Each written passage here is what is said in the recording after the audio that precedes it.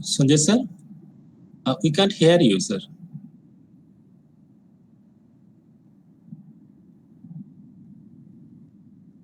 Oh, sorry. Yes, sir. Are you able to see my screen now? Yes, sir. Yes. Yeah. Okay. Thank you very much. Thank you very much, madam, for my introduction. And good evening to all the participants.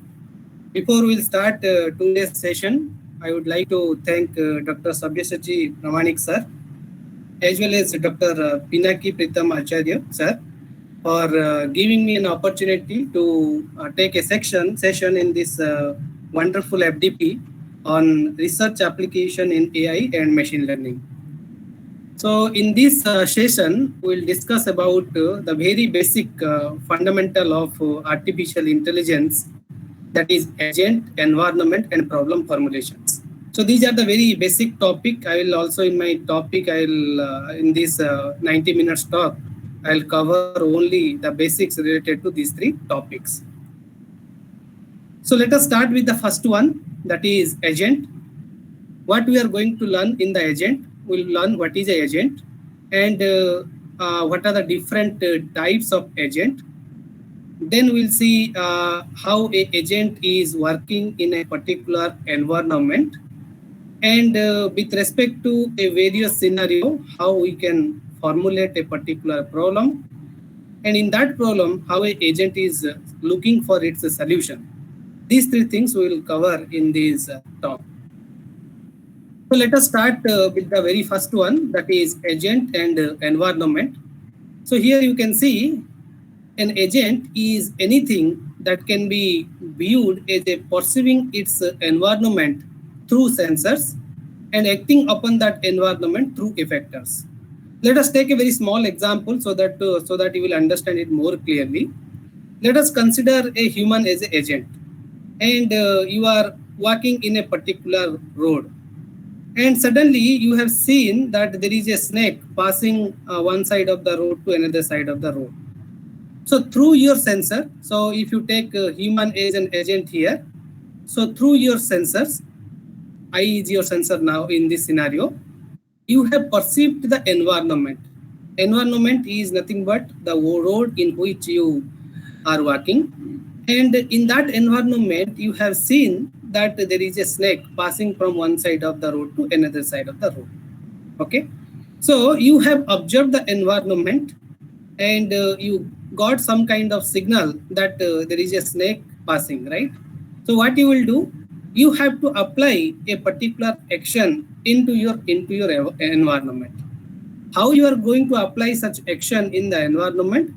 Through your effector or through your actuator, you are going to apply an action to the environment. So here you can see the actuator or effector is nothing but our hand, our leg, or mouth, or other body parts. Or in this context, if you see, where eye is a sensor and our legs is considered as a actuator or effector. So for any particular problem formation, you have to first identify how many agents are there in that particular problem. It is not necessary that in a particular environment, you have only one agent. Like if you take an example of the chess game, right? Everybody has played the game chess. So chess is a two-player game, right? So here, if you see, when you are executing a particular action, that is by moving a particular thing towards left or towards right or go straight or go back, something, you are executing a particular action. At that time, your opponent is also applying some kind of actions.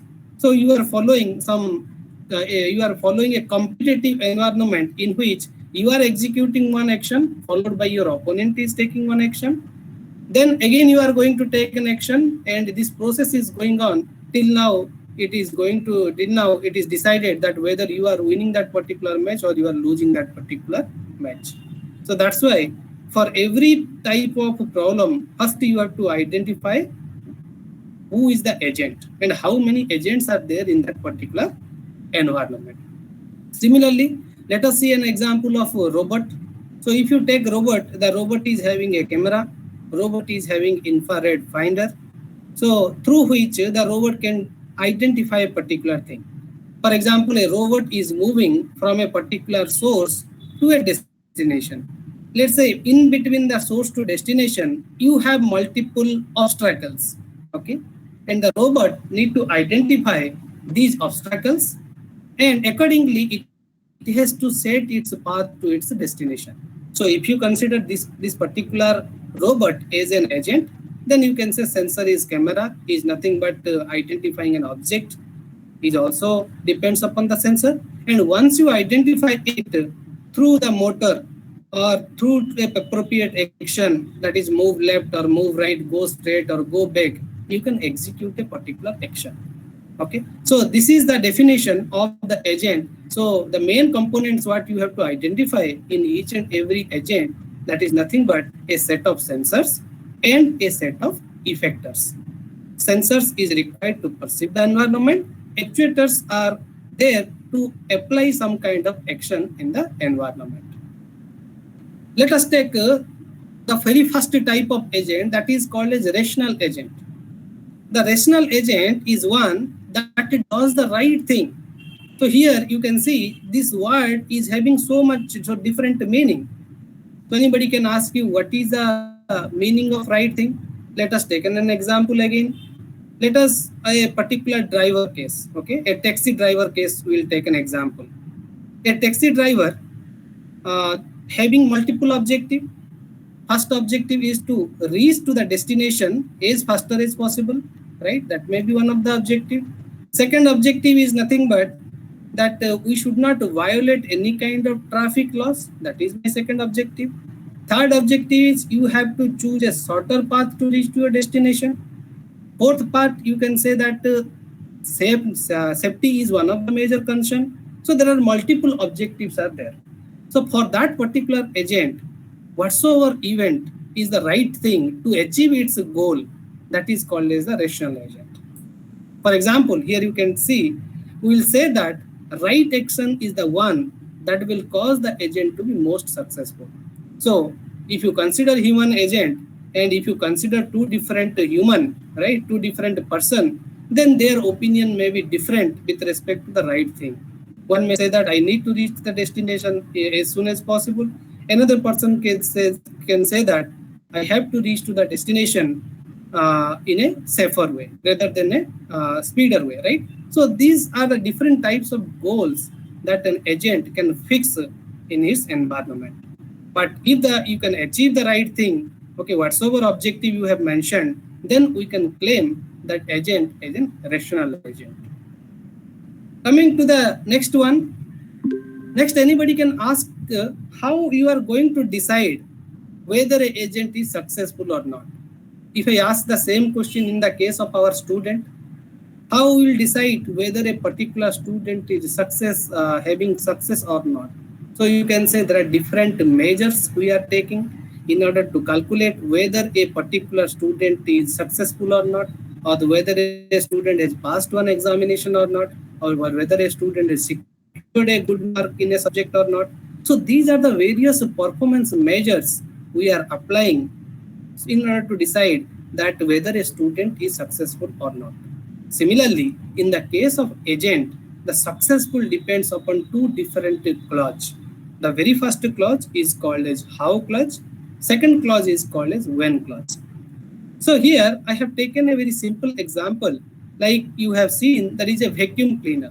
Generally, we use vacuum cleaner to clean a dirty surface, right? So if you consider this vacuum cleaner as an agent, so what may be your performance measure? How you are going to evaluate whether the vacuum cleaner is cleaning the surface or not, whether the vacuum cleaner is performing good or bad? How you are going to decide? You have to take some performance measure. Somebody may say that how much dirt it has collected within a time duration or within a particular period, that can be considered as a performance measure. Somebody may say that how much electricity is consumed by that particular vacuum cleaner, that may be one of the performance measure. Somebody may say that the amount of noise created from the vacuum cleaner should be as minimum as possible. That can be also considered as a performance measure, right? So through some performance measure, we can decide whether an agent is successful or not.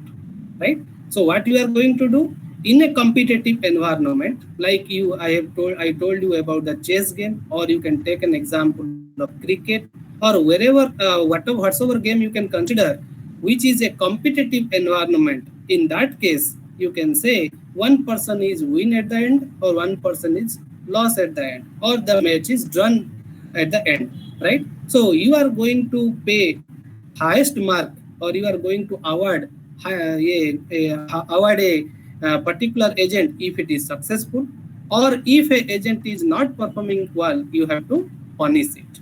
So through the performance measure, you can analyze that performance, and based upon that, you can award or punish a particular agent.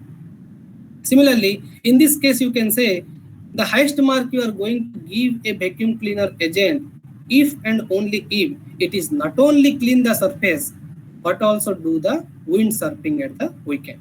So such type of parameters you have to put in order to say that whether an agent is successful or not. Now let us see the when clause. When clause says that if we measured how much dirt the agent has cleaned in the first hour of the day, suppose it has to work for continuous 4 hours or 8 hours, and how much dirt it has collected in the first hour, or you can say with first 30 minutes, something like that. Based upon that, you are going to reward a particular agent, or you want to punish a particular agent. Like a student is repeatedly performing consistent, then what you have to tell them how the student can improve his mark, or how he is do good in the examinations. So that can be one of the major. Punish means we are not only giving the negative mark, okay, or not only giving less mark, but also we have to provide the path to which the agent can follow in order to get the success. So in this way, you are going to calculate whether an agent is successful or not. Now, coming to the second type of agent, that is called as omniscient agent. So omniscient agent knows the actual outcome of its action and can act accordingly, but omniscience is impossible in reality. So omniscient agent is not possible in reality. For example, if you take an example of a human being, right? Suppose you consider a particular person. The person is now present in the left side of a particular road, and he wants to move to the right side of the road, okay? And he has seen that there is no traffic in the left side, no traffic in the right side, in the sense that no vehicle is coming from the either end. So he decided to move from the left side of the road to right side of the road. Okay. So if you see the rational agent case, what is the rational agent here? Rational agent says that the person has to move from left to right because it is the right thing for the person. The person has observed that both sides of the road do not have any vehicle is not coming from both the end. So he can move from the left side of the road to right side of the road. That is a rational agent. But what omniscient agent says that what is the actual outcome, whether that person has successfully crossed the road or not.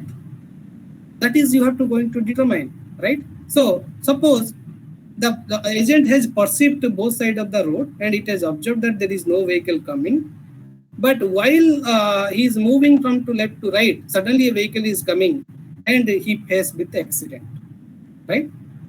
That is nothing but the case where we are crossing the road with no traffic, but we have faced accident. Due to some reason, we have not noticed something and we faced with an accident. Then here you can ask a question that was I irrational to cross the seat, whether it is a rational agent or any other type of agent. So omniscient agent says here that the actual outcome is that you have faced an accident. But rational agent says that you have successfully moved from the left side of the road to the right side of the road, right? So generally, crossing the road is generally irrational, but sometimes maybe in with a probability of 0.0001, we face a small accident, right? So if you can predict that thing, then you can claim that the agent is an omniscient agent. But in reality, predicting such an outcome is not possible. That's why omniscient is impossible in reality. Now, agent and environment, when you are going to decide whether it is rational or not, it depends upon 4 different factors. The very first factor is our performance measure. Performance measure will decide whether the agent is close to the goal or not, whether the agent is moving in the correct direction or not, or whether that particular path will reach to the agent's success or not. That can be determined by the help of performance measure. The second parameter is that everything that the agent has perceived so far. For example, suppose you want to move from a source to the destination and now you reach to an intermediate state, right? Let's say I am telling this one as S dash, right? You reach to this particular stage. So already you have followed some path or you have executed some action to reach from S to S dash. Now your objective is to reach from S dash to D, right? So the complete history from S to D, if I want to record, suppose I will say that you have to like Google Map case or Google Map also, when you put a destination just in the search, then it is showing that what is the path to reach to a particular destination. So it is showing you have to go 12 kilometers straight, then you have to take the left turn, something like that. So that is called as the percept sequence. So you have to execute that percept sequence in order to reach from a source to the destinations. And when you capture this percept sequence from source to destination, we call that a complete perceptual history. Why we are interested in this complete perceptual history? We are interested because by the next time, if somebody will ask what is the path from this source to destination, you can immediately say that I have already visited this source to destination and this is the path. Okay, that's why we are maintaining the complete perceptual history in order to execute some actions. Now, the third factor, what we are considering here, what the agent knows about the environment.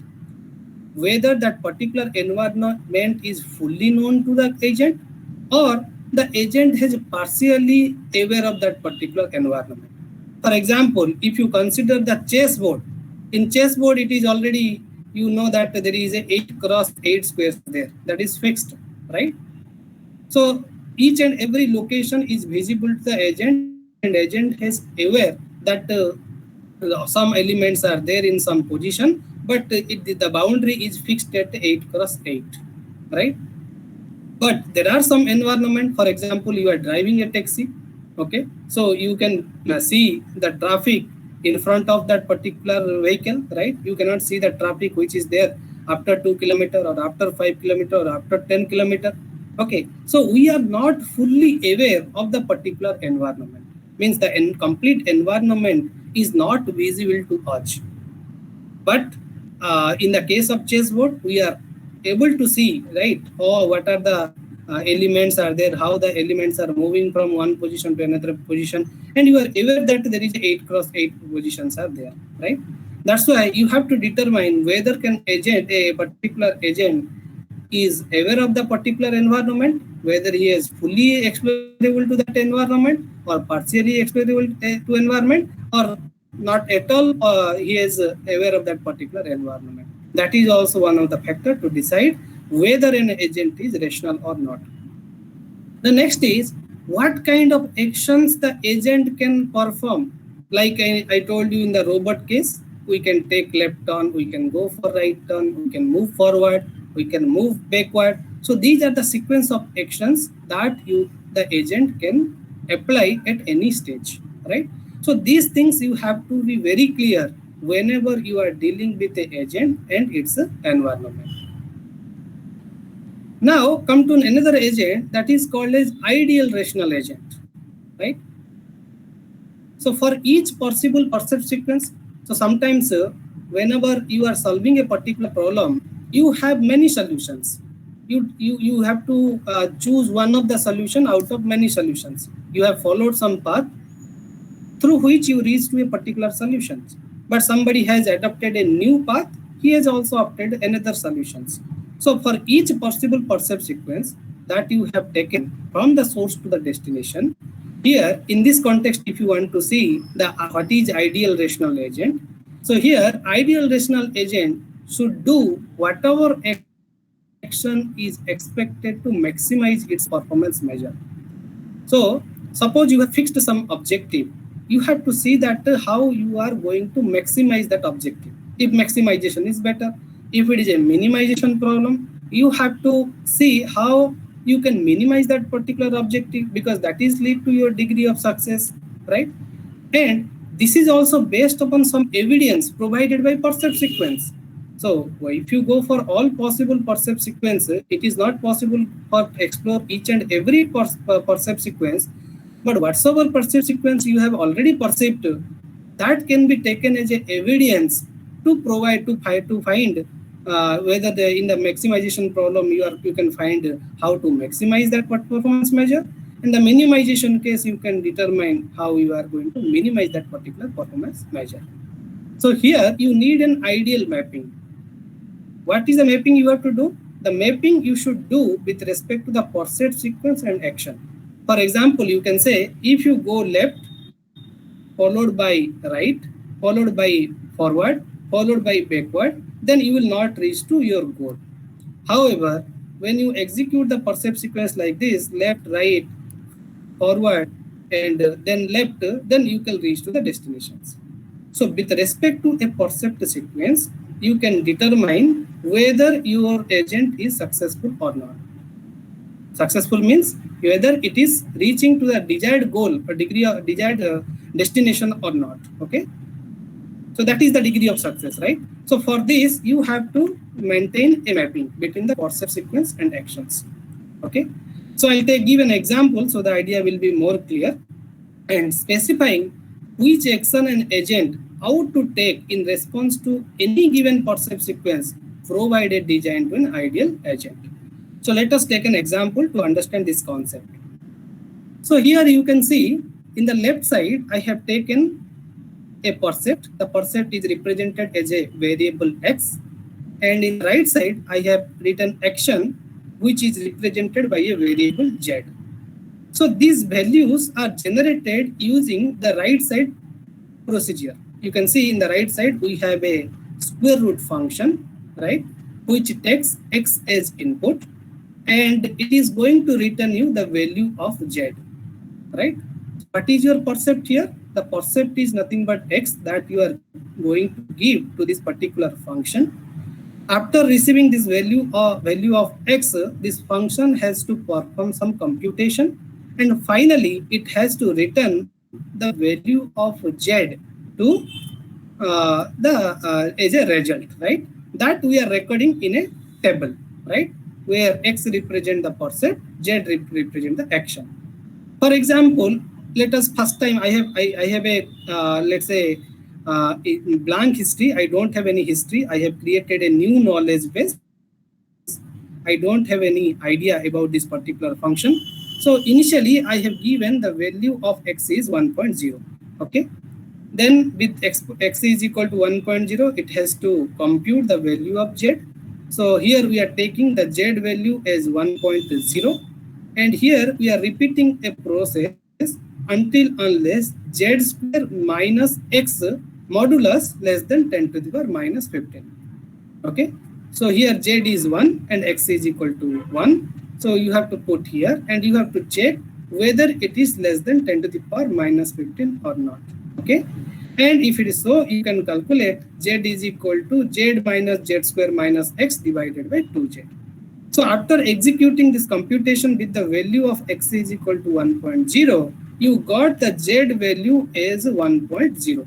Okay, let's say we are taking up to 15 decimal place, or you can say here we are taking, yes, 15 decimal place. So the result is like this, right? We have taken up to 15 decimal place. Okay, so once you have calculated it, the result I am storing in a particular table, which we called as you can say this is a table I am maintaining in order to record the percept and its corresponding action. Now, once this is done, I have applied another value. The value is 1.1 to this particular procedure, and I got this value as the outcome of that particular. I got that output as a value of z. Similarly, with a given value of x, you are going to get the z value. So if we record, Hello. yes. Hello. Yeah, yeah. Just, Sir. Mukesh Kumar, please stop your presentation. My presentation is not visible. No, sir. Mukesh Kumar. Hello. Hello, Mr. Mukesh Kumar.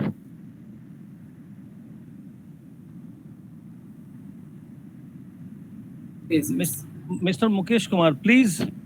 This is No, the second. he stopped. He stopped. Okay, actually, sir, this is the stopped second the time that he has presentation. done. Okay. Okay, no problem. So are you able to see my screen now? No, sir. Your video is we are able to see your video. Okay, just a minute. I'll stop.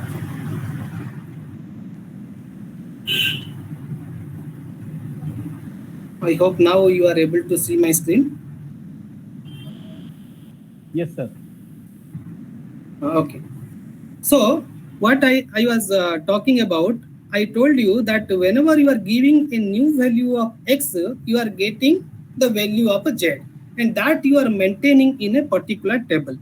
The reason of maintaining this particular table is that in later point of time, if anybody is again asking what is the value of z, if the value of x is given as 1.0, then you can immediately refer to the action z and you can return the result without following to this particular procedure, right? So here you can see for the agent, whenever an agent is new to the environment, we are giving some built-in knowledge to that particular agent, because we cannot say whenever we are purchasing a new device also, you know that আমি ওকে বার করে দেবো তো কিসের থেকে বার করে দিচ্ছি কিসের থেকে না না ও তো প্রেজেন্টেশনটা সরালো কে বার করলো আমি অ্যাকচুয়ালি বার করতে যাচ্ছিলাম আবার কি হলো okay. So with every value of x, you are going to get a value of z. So later point of time, if any value is coming again, then you can refer to direct to the action column without referring to this particular procedure, right? So that is called as some built-in knowledge we are creating, but we cannot explore each and every value of x, right? Suppose if I say x is the set of real number, then it is not possible to try with all set of real number to record the value of z, right? So as an example here, I will say, right, for example, if a person is traveling from India to Australia and timing difference from India to Australia is 6 hours, right? So he weighed a particular clock, okay, so that which shows the Indian standard time. And when he reached to Australia, he has seen the clock. So the clock is now not updated with the Australian standard time, right? So here you can ask two questions: whether that clock is not intelligent enough to change the time to Australian time zone, or you can say whether the designer has not designed the clock in such a manner that it has to update its time with respect to the corresponding GPS coordinate, right? But why it is important in this context is that the intelligence belongs to the clock designer, not to that particular clock. That is also one of the reason why we are not going for each and every possible percept sequence in order to get their corresponding actions.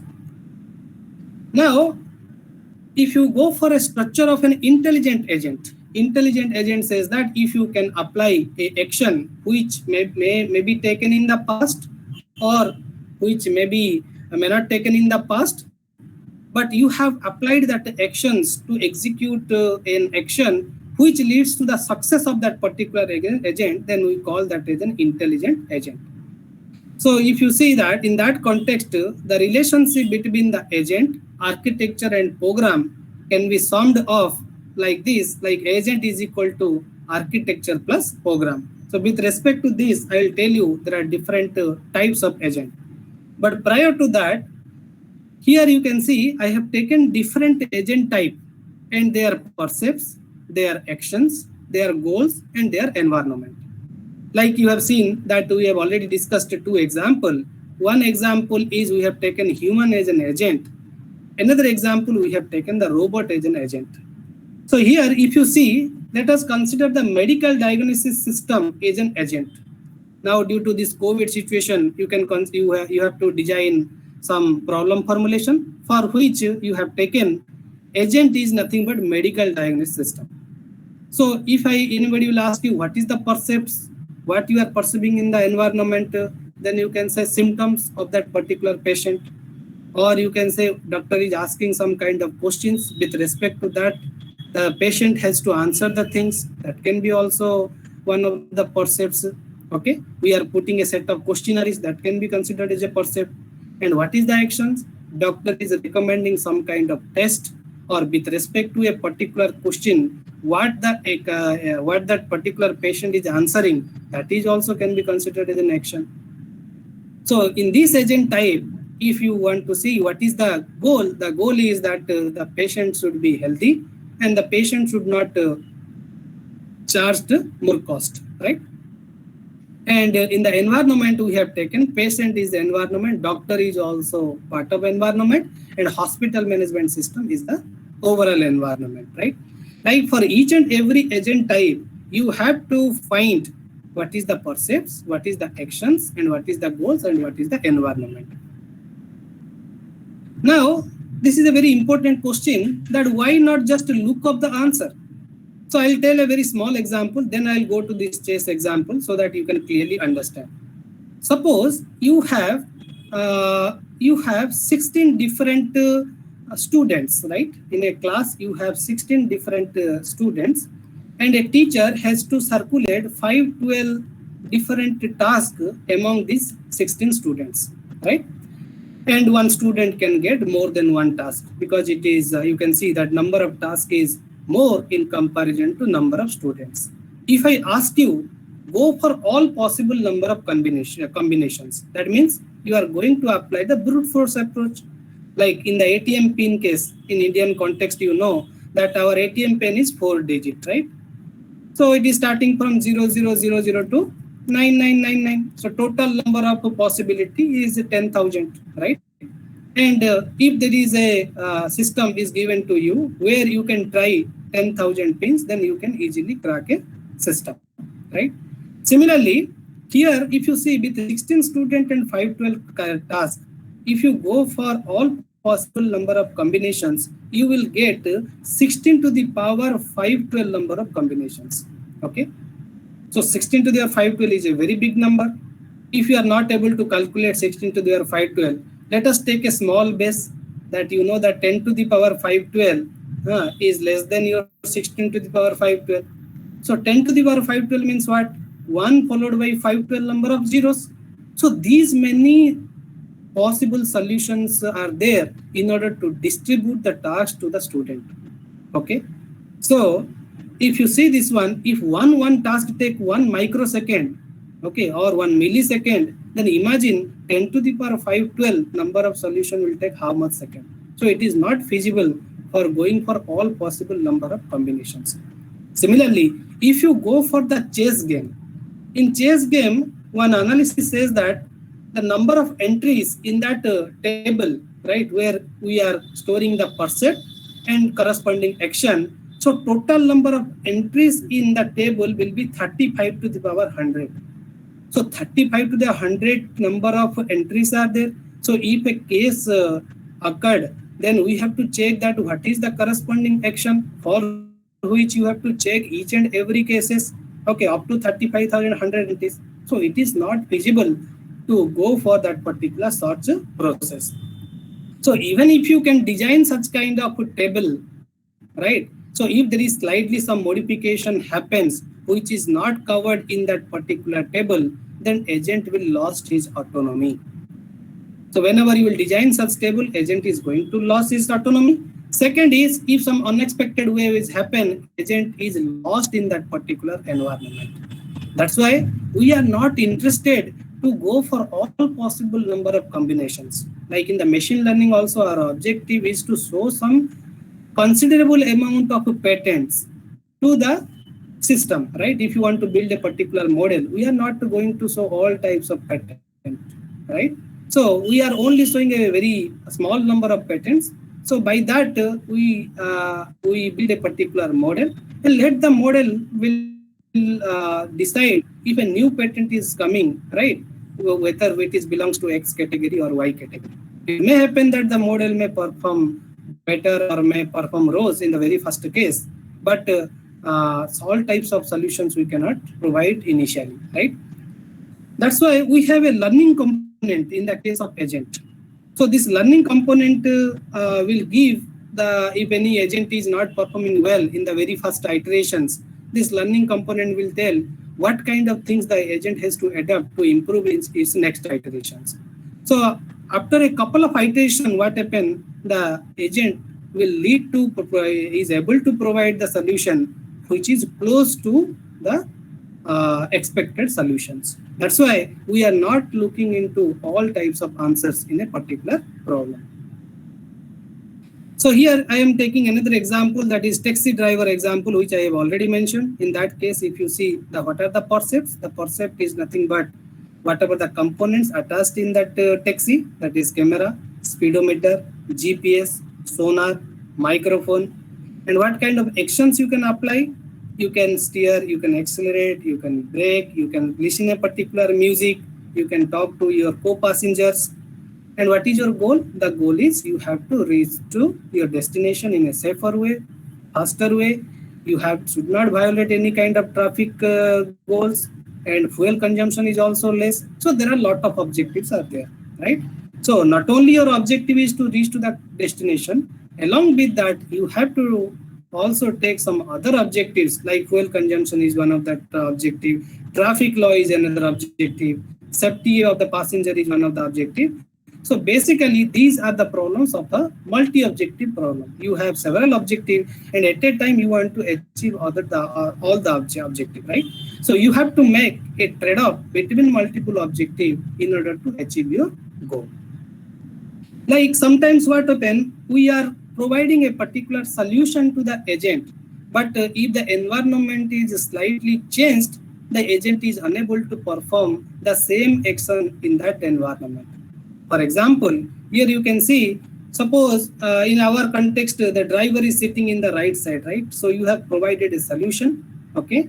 So the agent is going to drive a car, which is we call it a driverless car, which is one of the interesting topic in artificial intelligence. Till now, we have reached to autonomous driver vehicle level 4. We have to achieve up to level 5. Level 4 is until now under process. So we want a driverless car, right? So you have designed a solutions for this driverless car where driver is sitting in the right side. But if you want to apply the same model in the Britain or Japan, where the driver is sitting in the left side, you may lost, the agent may lost, the agent may not perform well because you have changed the environment. So you have to see that such changes also need to be incorporated, in which the agent, whatsoever performance is giving, where the driver is in the right side, if the driver is sitting in the left side also, it has to perform. So there are 4 types of agent we are going to see with respect to agent and environment. First one is called as a simple reflex agent. Second one is called as model-based reflex agent. Third one is goal-based agent. Fourth one is utility-based agent. And if you see, the first one is a subset of the second one is a subset of third one is a subset of fourth one. Then we'll see what is learning agent. Come to the very first one. And you compare this diagram with the diagram what we had discussed in the very first slide. In the first slide, you have an agent.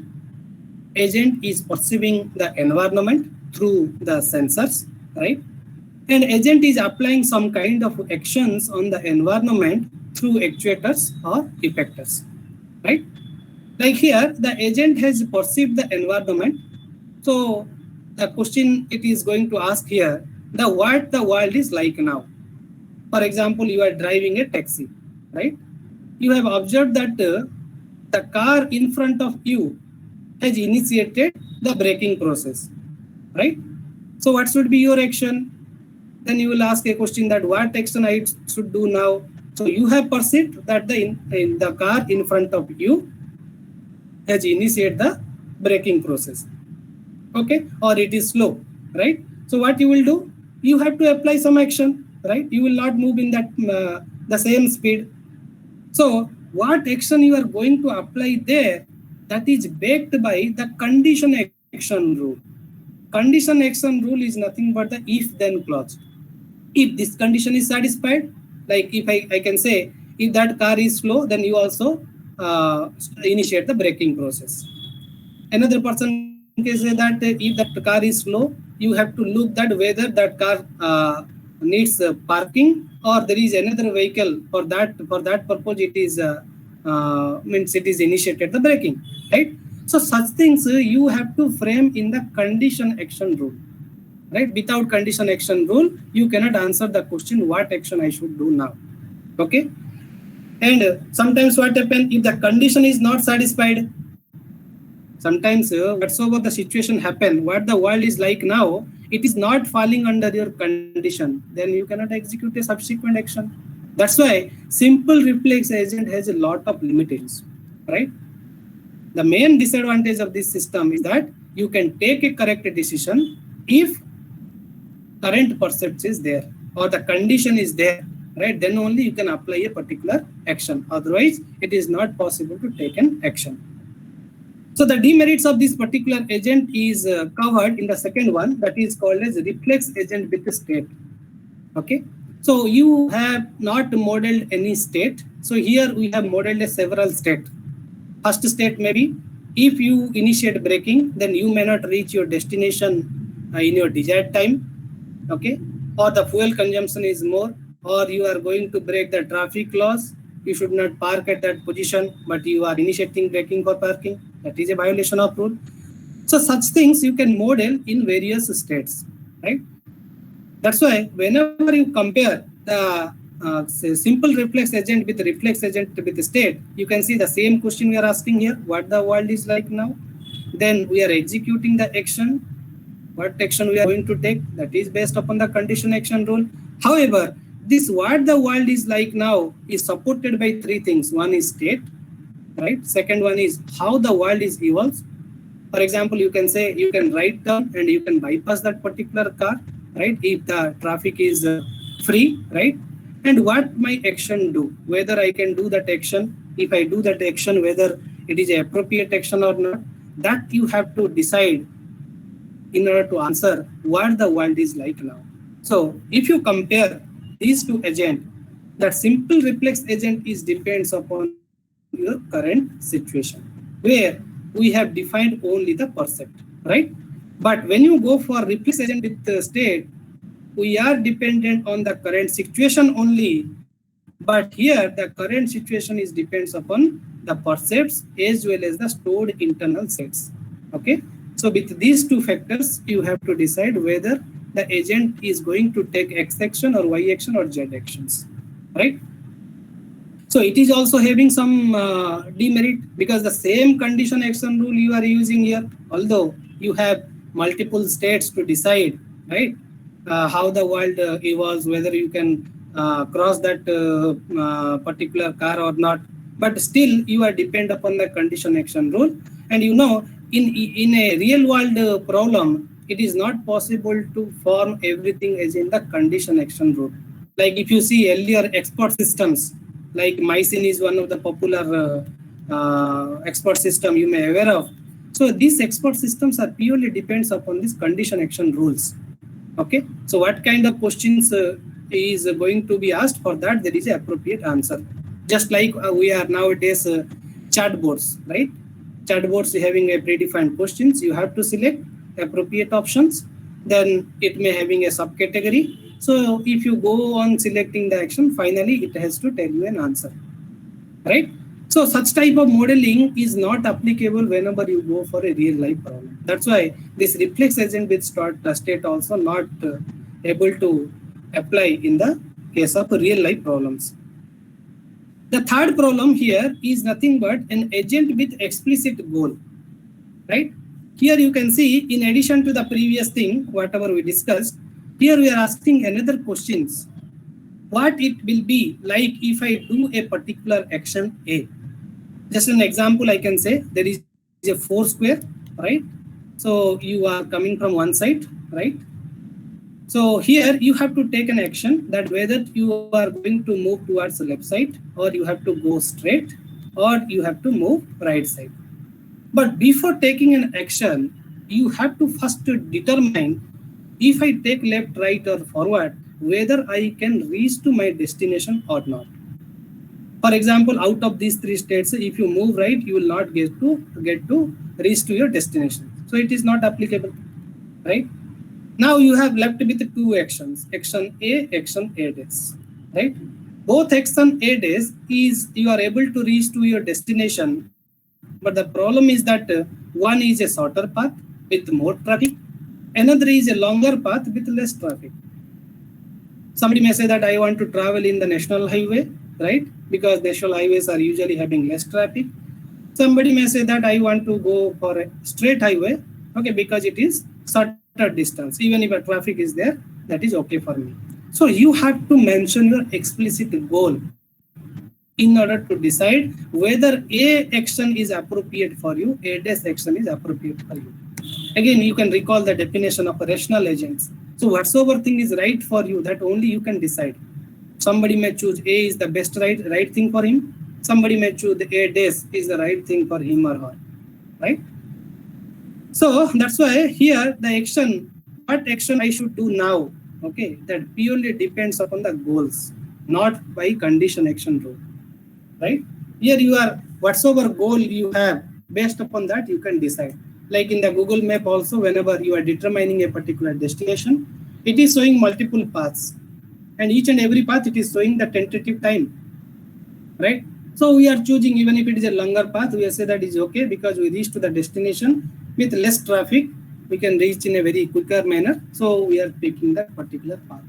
So such a type of agent is called as an agent with explicit goal. The next one is called as the fourth one, that is called as utility-based agent. Utility means you have to add another factor, that is whether you are going to reward that agent or you are going to punish an agent. Like when there is a cricket match, if a team win that particular match, he got, let's say, +2 points, right? If a team lose that particular match, he got 0 points, right?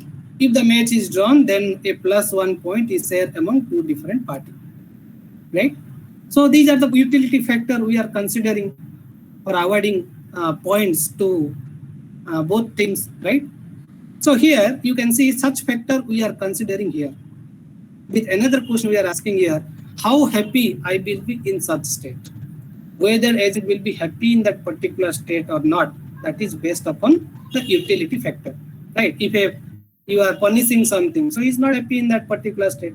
If you are rewarding someone, he is encouraged in that particular position, okay? So that is going to be decided in the utility-based agent. But sometimes, in order to decide this one, there are some conflicting goals are there. Like speed and safety, both are conflicting objective, right? If you want to reach to your destination in a safer way, then you have to see that the speed should not be more, right? If you move speed, there is a less safety you are compromising. So sometimes if such a goals are there, so you have to give some weightage.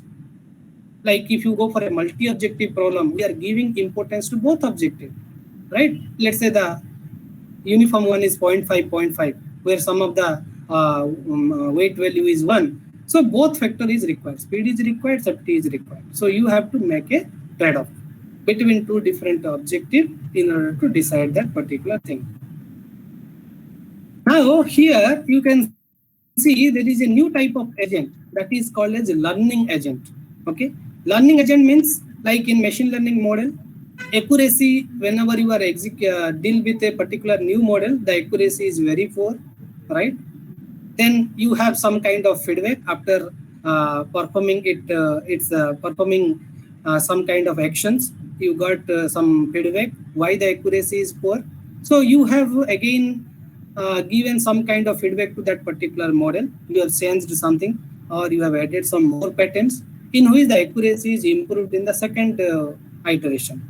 Like that, we are improving the solutions so that after a couple of iterations, you can see the model is producing a considerable amount of accuracy. Let it be above 90% or something like that. So here you can see the learning agent, okay, is here, and critic is going to provide some feedback to this learning agent.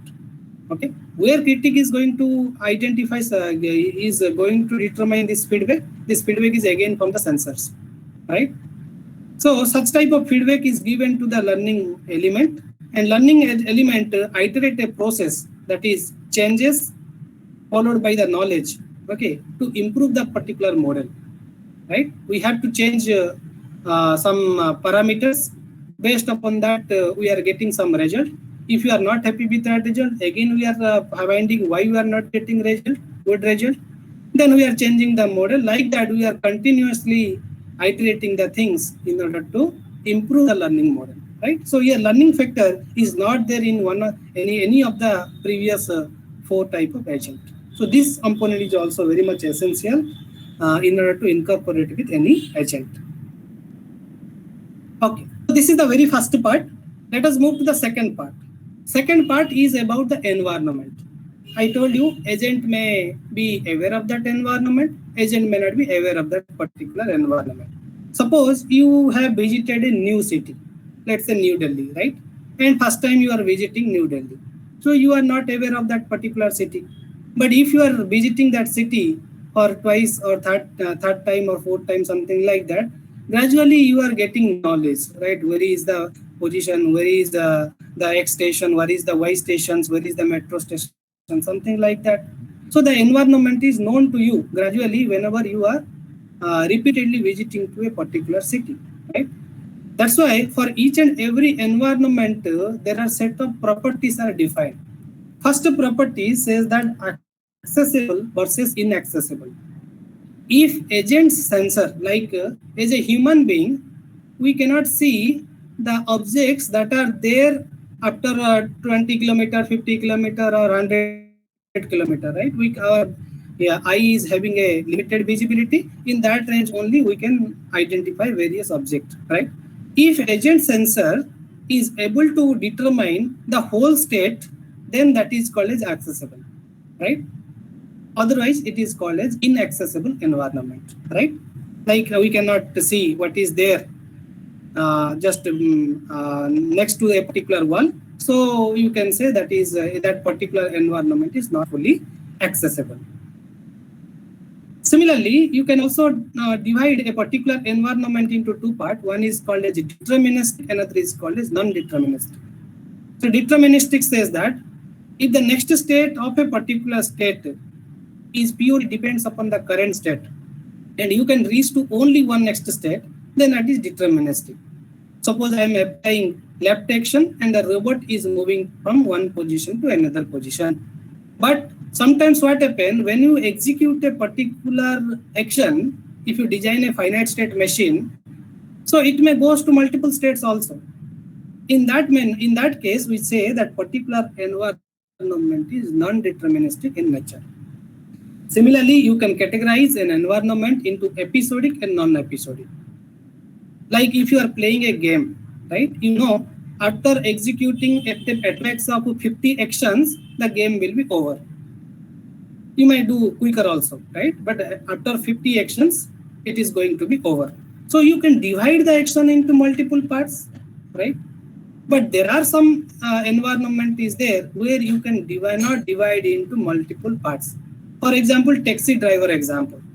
If I ask you whether it is episodic and non-episodic, then your answer should be non-episodic. Why it is so? Because the driving, you cannot divide into multiple episodes.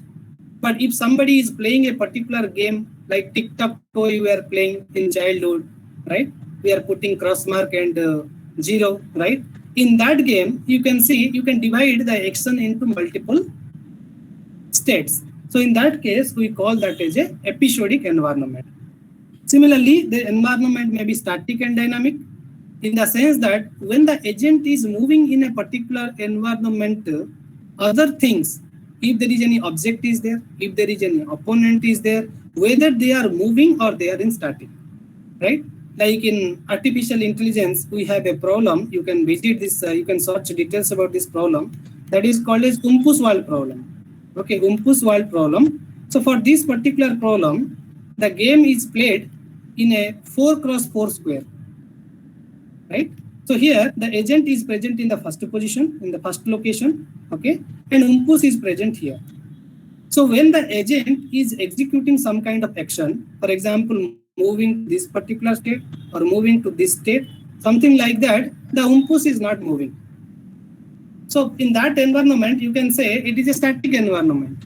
So whatever the components you have, apart from the agent, they are not moving. But sometimes what happens if you go for a multi-agent problem, like people are playing various games with multiplayer games. So while you are moving, other players are also moving. Your opponent is also moving, right? So in that type of environment, if you consider, it is completely dynamic in nature, right? Similarly, you can categorize the nature of environment into discrete and continuous. Like chess is a discrete game, right? And taxi driving is our continuous.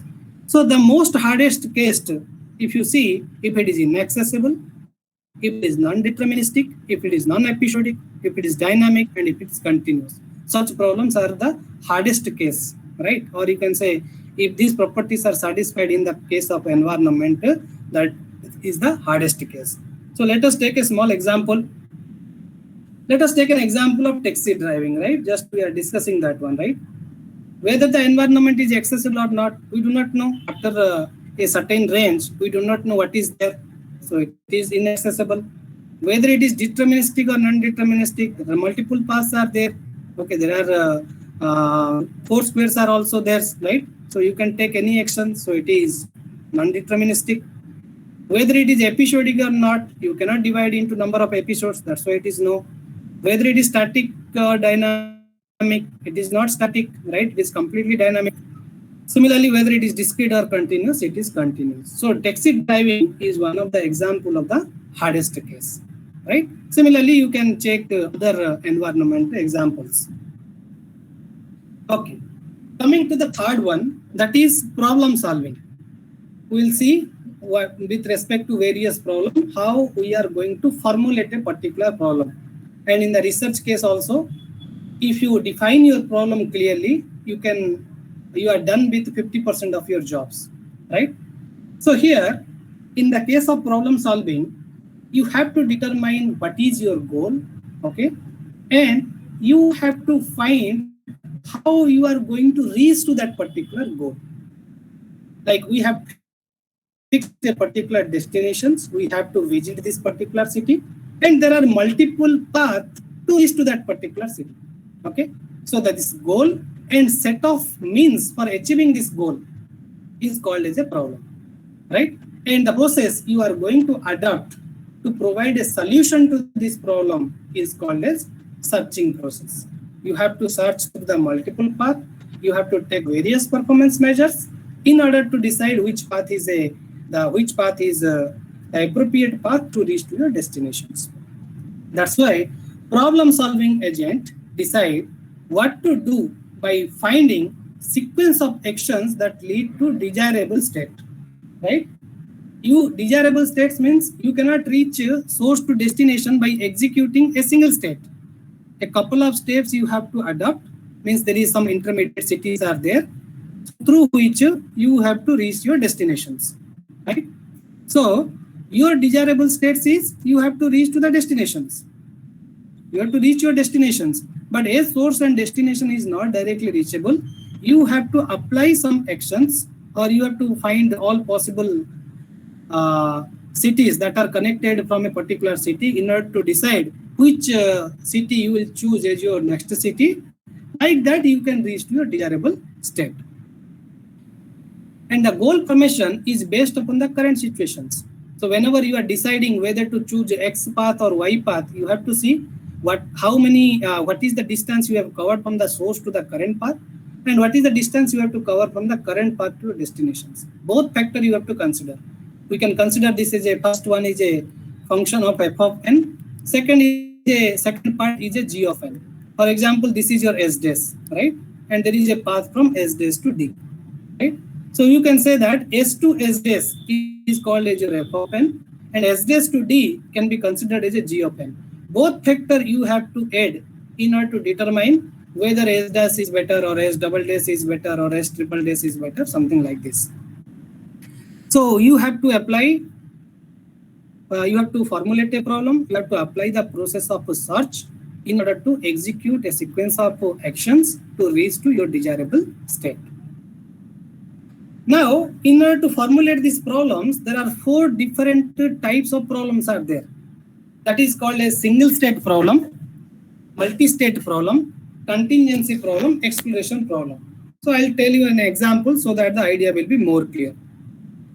So let us consider a room that is partitioned into 2 parts, right? And there is a space to move from the first space to another space, right? We have partitioned a room into 2 parts, and you can move from one side of the room to another side of the room. Okay, that is called as 2 locations. This is your location 1, this is your location 2. And you have a vacuum cleaner, either in the L1 or in the L2 side, right? And there may be some dart available in the location 1, or there may be some dart available in the location 2. So if you model this particular problem, this problem has 8 different states, right? That means one state you can say one vacuum cleaner is present in the left side, another vacuum, you can say that vacuum cleaner is present in the right side. So there is only one vacuum cleaner. And you can assume that there is a dart available in the left side as well as right side, or only left side, only right side. If you take this thing, we have 8 possible states, right? And what kind of actions you can apply in these states? You can apply 3 actions. One is you can move the vacuum cleaner to the left side, you can move the vacuum cleaner to the right side, or you can apply the sock operation. Sock operation means we are collecting the dart, right, from that particular room. And these are the 8 different states. What is your goal here? Your goal is to reach to either state number 7 or state number 8. So it is multi-state problem. If somebody reaches to state number 7, that agent is also successful. If some agent is reached to location 8, that agent is also successful, right? So you may be present to one of the state out of these 8 states. Your goal state is either 7 or 8, right? Now come to this problem. Now let us see what is a single state problem. Suppose you are present in state number 5. Okay, you are present in state number 5. So what is your objective? Say state 5 is your source. What is your destination? Your destination may be 7 or 8. You can reach to 7 or 8. That is okay, right? How you are going to reach either 7 or 8? So you have to apply some actions. What actions you have? Left, right, and sock operation is there, right? For example, in this case, the vacuum cleaner has to take the right turn, right side. It has to move the right side. So the state 5 is going to be moved to state 6 after applying the right operation. In the 6th state, you have to apply the sock operation. Then you will reach to state number 8, right? So your goal is 7 and 8. But if I ask, if you concentrate only on goal 8, how to reach goal 8 from state 5? The only action that is you have to apply right followed by sock operation. That's why this problem is called as a single state problem. Again, in state 8, if you take left operation, then you can reach to 7. But why to apply? Because 8 is also your 8th state is also your goal state, right? So such problem is called as your single state problem. By applying this action at stage number 5, you can reach to your destination. Come to second problem, that is called as multi-state problem. Suppose I am not aware that where that vacuum cleaner is. It may be in state 1, it may be in state 8, it may be state 5, it may be any state. So the state may be anywhere. Then if I say, if you execute the right action, then where you will be? You may be in the state 1, you may be in state 2, you like that you may be in state 8. But in any of the state, if you apply the right action, then where you will go? If you apply right action 1, you will reach to state number 2. If you apply right action in state 3, you will reach to state 4. If you reach just apply right operation in state 5, you will reach to state 6. If you apply right operation in state 7, you will reach to state 8. So when you apply a single action, you have lot of possibility. You may reach to 4, 2, or you may reach 4, you may reach 6, you may reach 8. But if you apply right action in 2, 4, 6, 8, you will be in the same state only. Right? So such problem is called as your conformental problem. Right? Third one, that is called as contingency problem. Or you can say, as an overall solution, you can say right sock, left sock. If you do, then you will be reached to either state number 7 or 8. So that is also a solution irrespective of the input state. We are saying if you apply this action, you can reach it, right? Now come to contingency problem. Contingency problem says that here we are applying one law that is called as Murphy's law. So Murphy's law says that sock can dirty a clean carpet. So you have to sense whether any dirt is there or not. Like state number 5, you should not apply the sock operation. You have to first check that whether dirt is there or not through some kind of sensor. If you identify, then you apply the sock operation. But if there is no dirt, then what you have to do? You have to move it to right side. So if such a thing is there, that is called as contingency problem. So you have to execute the right actions if and only if you have to move right. If there is a dirt, then only you can apply the sock operation. Otherwise, you are not going to apply sock operation, right? But there are some problems are there where you have to search in your environment, right? In order to find a particular solution, you have to apply a process of search. Like if I give a particular map, I will say that you have to locate a particular city and your current city you have to identify and you have to find a particular path. Such problems we call as an exploration problem, right? So these are the 4 different types of problem. So this is the finite state machine of this particular problem. Suppose you are present in this particular state. If you are applying left operation, then you will be in the same state. That's why there is a self loop. But if you apply right action in this particular state, then vacuum cleaner will move in the right side. So you will reach to this particular state. And in this state, if you apply left, again you will reach to this particular state. And if you apply right operation here, then you will be in the same state. So this is the finite state machine. If you explore this one, all type of operations with respect to these 8 states is already modeled. So if you apply the sequence of actions, then you can say whether you can reach to these 2 states or not, you can determine through this finite state machine. So for each and every problem, what you have to do, you have to identify what are the states, what are the actions, what is the goal test, and what is the path cost. Like in many games, when you execute a particular action, 1 coin you have to give, right? They are giving some set of coins in the beginning of the game. If you are applying some action, 1 coin is withdrawn, right? Like here we can say the path cost we are calculating, that is 1 per action. If you are not applying any operation, then that is 0. But if you are applying right operation or left operation or sock operation, you have to pay the path cost of 1. Why we are taking this path cost? The main reason is to determine if you have 2 different solutions, then you have to decide which solution is a better solution. For that purpose, we are calculating goal test as well as path cost, whether we can reach to the goal or not. If multiple solutions are there to reach to the goal test, then we have to check the path cost in order to decide whether we can choose the first one or the second one. Now, come to this state space search. In state space search, we have to determine the initial state of each and every problem. What is the successor function that you are going to apply to the initial state to move to the next state. In the next state, again, you have to apply the successor function to go to next state. And you have to determine the state space, what is the boundary of that particular problem. And you have to determine what is the path and path cost as well, right? You have 2 types of cost you have to calculate. First one is called as your search cost. Another is called as your path cost, right? Search is, suppose you are in a particular point, you found that there are 3 neighbor cities. So this is called as a search cost. But out of these 3 cities, you picked this city is your next city. So that is, you have to pay this path cost.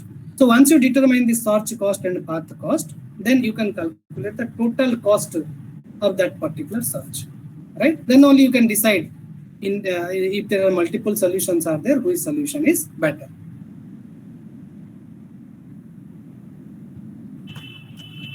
Here you can see another single state problem. Here they have considered the city of Romania, right? In the city of Romania, let a particular person is present in a city of Romania that is called as Arad, which we represent here, let's say by A, right? And your objective is to reach to another city of Romania that is B.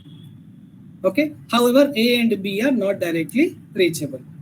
So what you will do, once you have applied the successor function on A, you come to know that, let's say, AC is another city that is connected to A, T is another city that is connected to A, Z is another city that is connected to A.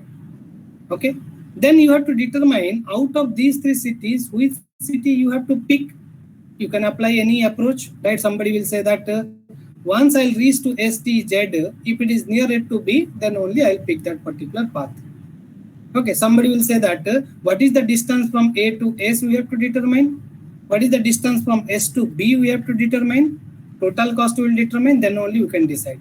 Similarly, A to T and T to B, A to Z and Z to B will determine. Then we will decide based upon the least total cost which path we have to follow, right?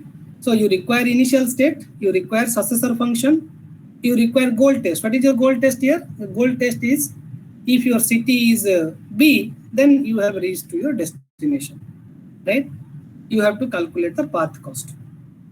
And you know that path cost is going to be increased. If you are, for example, you reach to T, again you have explored. Let's say there is two different cities that are connected to T. Okay, but T is not directly reachable to B. So again, you have to calculate the step cost. Like that, you have to apply the path cost and search cost in order to reach to the destinations. That we represent here by CXAY. So you are present in state X, you are applying a action A in order to reach to city number Y.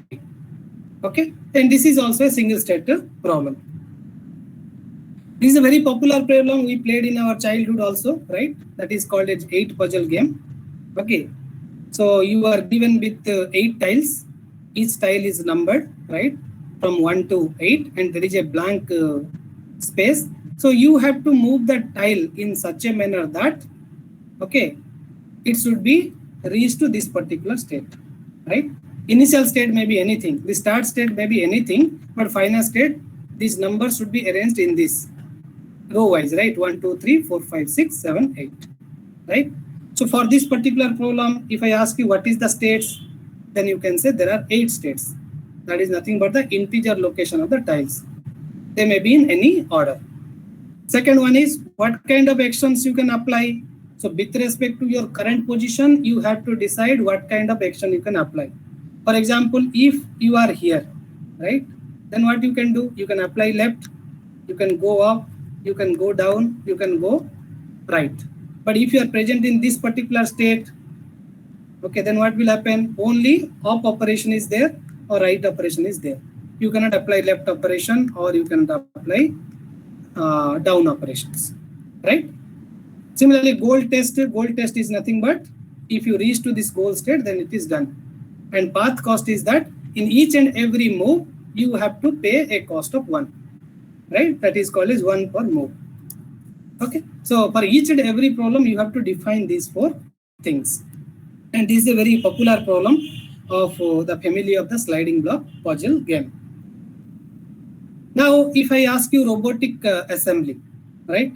What is the states? For example, a robot is there, or you want to assemble a particular robot. So you have various things, and their coordinates are given to you. Their real valued coordinates are given to you. So based upon that, you have to build a particular product, okay, or build a particular robot. So what kind of actions you can apply? The continuous motion of robot joints, right? And goal test, if you see here, it is nothing but you need the complete assemble of this particular thing with no robot included. And path cost, what is the time you have spent to assemble this particular product. That can be considered as your path cost. Similarly, this is another problem that is very famously called as 8 queen problem, right? The problem says that you have to place 8 number of queens in the chess board such that no queen is going to attack any other queen.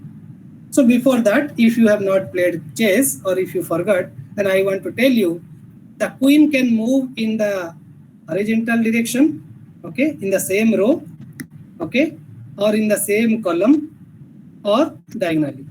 In these 3 positions, it can attack. Like here you can see there is 2 queens are present in these 2 locations. Either this queen, first one, okay, left adjacent one can attack the right one, or right can attack the left one. Okay, so if I ask this particular problem to model, okay, in terms of states, in terms of path cost, in terms of what kind of operations you can apply. So this is the total things. So here you can see the goal test is nothing but 8 queens you have to place on board, and none of the queen is attacking each other. What is the path cost? Path cost is 0. If you have reached to the solution, then you have succeed. Otherwise, it is not succeed. Or you can take that each and every movement is called as a path cost of 1. The state is nothing but initially the 0 to 8 queens are on board. They may be in any positions, but you have to make them in appropriate positions. So if you see this particular problem, again, if you go for why not look the answer, you will get 64 to the power 8 number of possible sequences. So there are 64 locations. In that 64 locations, I have to place 8 different queens. So total possible sequence is 64 to the power 8. Okay. But if you go for these 64 to the 8 number of solutions, it is very difficult to maintain. Like here, a quicker solution, if you see, is given in some research article that you require only 2057 number of possible sequence to investigate. No need to go for all possible investigation, right? Because we are not taking each and everything, right? We are applying some process of pruning. Pruning is nothing but we are avoiding the things which we are never reach. If a particular state agent is not going to reach, then we have to ignore that one. So within 2057 possible sequences, if you can investigate, then you can place 8 queens on board. This is another problem that is called as a cryptarithmetic problem. So here the objective is that you are given with a set of alphabets and set of numbers. You have to map the alphabets with number. For example, I am assigning F with 2, O with 9, R with 7. And if you write like this, 40 plus 10 plus 10, which is equal to 60, and if you see the corresponding digits, it is also the actual sum of these 3, right? Like F is mapped with 2, O is mapped with 9, R is 7, T is with 8, and Y with 6. You have to map this particular table in such a manner that the corresponding value of 60 is the actual sum, right? So you have to see that how faster you are going to reach and you have to see that one particular alphabet should not be assigned with 2 digits. That is also not good, right? A digit is not already appearing in the puzzle that you have to see. So for that problem also, you have to model in terms of states, operators, goal test, and path cost. So this problem we have already discussed. I am skipping it. This is a very popular problem. Also, you may have played in your childhood. That is called as Missionary Carnival's problem. So there is 3 missionaries, okay, and there is 3 carnivals, okay. They are present in one side of the river, and they want to move to another side of river, right? But the constraint is that at any point of time, suppose there is 2 carnivals are there and there is 1 missionary, then these 2 carnivals can eat this missionary, right? So at any point of time, missionary should not be outnumbered, right? And there is a boat and the boat capacity is only 2. At a time, only 2 persons can move from one side to another side. And if 2 persons are moving from, let's say, right side to the left side, okay, so another 1 person is required, right? Out of these 2 persons, 1 person again ride this boat to move it into the right side. So you have to apply a set of actions such that all threes are going to move from the right side to left side or left side to right side, whichever is applicable. Okay, and number of crossings should be as minimum as possible, right? And you should not violate this particular constraint. If at any point of time the situation is like this also, C1, C2, C3 and M1 and M2, then these carnivals can attack these missionaries, right? That constraint you have to see. So if you try with the solution, this is the solution. As there is a limited time, I'm not going to the detailed solutions. So these 11 steps you have to follow in order to move the 3 missionaries and 3 carnivals from the one side of the river to another side of river. The last problem is the water jug problem. You are given with 2 different jogs. One jog capacity is 4 gallon, another jog capacity is 3 gallon, right? And assume that you have unlimited water, right, to fill the 4 gallon of jug, 3 gallon of jug, but there is no mark, no measuring mark in the 4 gallon of jug as well as 3 gallon of the jug, right? Now the question is, how can you get exactly 2 gallon of water in the 4 gallon jug? Okay, so for this you have to model this particular problem. How you are going to model? So I have taken a tuple that is X and Y. X is for 4 gallon of jug and Y is for the 3 gallon of jug. And as the capacity, you can say 0 less than X less than 4. The limit of X is either 0 to 4. The limit of Y is 0 to 3, right? And initial state is both jogs is empty, that is 0 and 0. What is your final state? The final state is that in the 4 gallon jug, you must have 2 gallon of water. Okay, 2 gallon of water. And we are silent about what is 3 gallon of jug. 3 gallon of jug is having empty, or it may be having 3 gallon of water, or it may be in an intermediate, right? 0 to 3. So if you want to design the states, this is the state design. So if I take a particular operator here, fill 4 gallon jug, then what will happen? The tuple X and Y, okay, is given to you. You are not sure what is there in X jug, okay? What is the capacity of X? X is maybe less than 4, then only you are going to fill. So after filling 4 gallon of water in the 4 gallon of jug, the first value is 4, but the 3 gallon of jug we are silent. That's why Y we have written Y. Y may be anything. Similarly, if I say fill 3 gallon of jug, so Y value is 3, but we are silent about X. The next one, if I say empty 4 gallon of jug, so X value is 0, but we are silent about Y.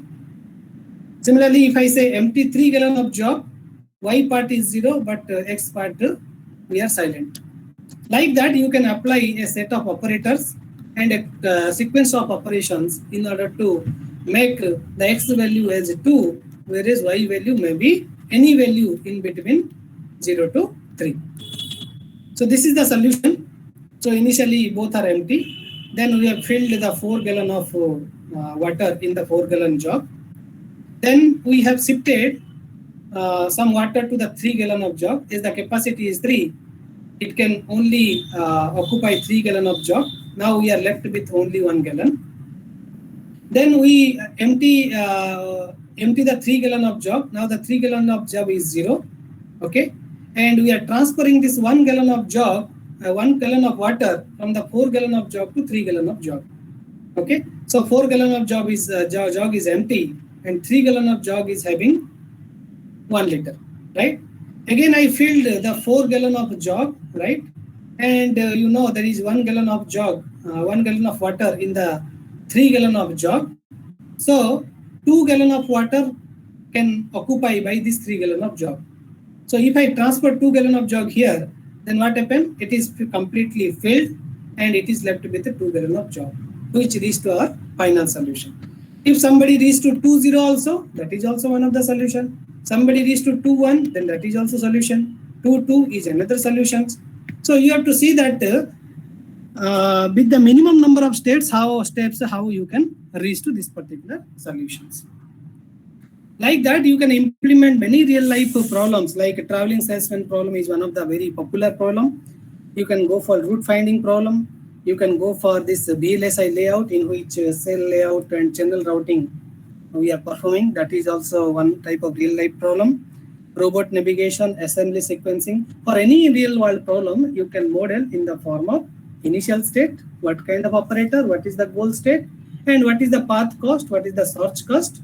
Together we call that is a total cost you can determine. Okay. So this is all about my side. If you have any questions, you can ask. Thank you, sir, for such a wonderful talk. So I hope the knowledge you imparted would definitely motivate the research community and the different faculty members of the field of AI and ML. So now the participants are requested to ask question if they have any queries about the topic.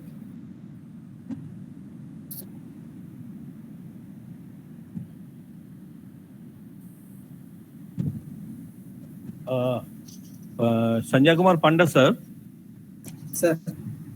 In the YouTube live, there is a question asked by Professor Saurabh Mandal. The question is, what is problem generation in learning-based agent and how this is related to learning parameters? Learning parameter, you can say, while you are designing a particular model, okay, the model is based upon various parameters, right? Like if you see in the case of neural network, if I focus especially in the neural network, we have various parameters, right? These parameters initially we have taken some assumption that this parameter is 0.2 or 0.3, something like that. But whatsoever value we are taking, that value is not appropriate, right? So by which you can see you will get not good accuracy as an output. So what we are doing through the learning agent, we are giving some kind of like critique I have mentioned here. Through critique, we have given some kind of feedback to the learning agent that this parameter is not performing well, or in a particular range, this value is your model is not performing well. So what you can do, you can set the appropriate value, or you can adjust that value for the next iteration. So after a couple of iterations, you are going to reach to a desired accuracy. Whatever your expected accuracy is there, you can reach to that accuracy by applying set of you can say set of iterations also you can only go. And you asked about the problem generator. Okay, problem generator is, suppose you are building a particular problem, right? What type of environment you are taking, what kind of agent you are considering, right? Whether that agent, whether there is multiple agents are acting in that environment, and what are the different properties of the environment, whether you can fully explore that environment or partially explore. So these things will make generate a particular problem, right? In order to devise a real life problem, you have to concentrate on each and every factor in order to formulate a particular problem. That is called as the problem generator. Hello, sir. I hope I have answered your question. Hello, am I audible, sir?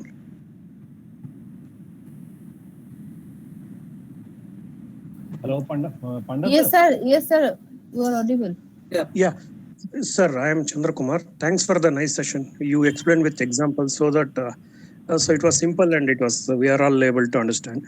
Sir, because I'm new to this, I'm learning machine learning, etc. So typically, whatever the agent-based algorithms that you are talking about, especially you gave examples of games, etc. So is it more applicable in reinforcement learning than supervised, unsupervised, etc.? No, here what I told you about learning agent. In AI perspective, I am telling you about the learning agent without specifying whether it is a supervised learning or reinforcement learning or semi-supervised learning or unsupervised learning. That is in the second level, sir. In general, I have told you about the learning component. In each and every learning, there is different kind of learning, right? Like you are talking about reinforcement learning, right? Or people are nowadays, they are saying Q learning, right? So I'm not talking about any specific type of learning. I have generalized the agent type is one type of learning. So I'm not specializing to any type of learning, sir. Okay, sir. So it can be applied for many of the... Yeah. Thank you very much. Yes.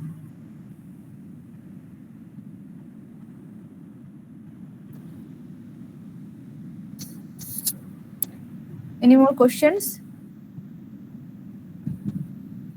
Okay, sir. Thank you, sir.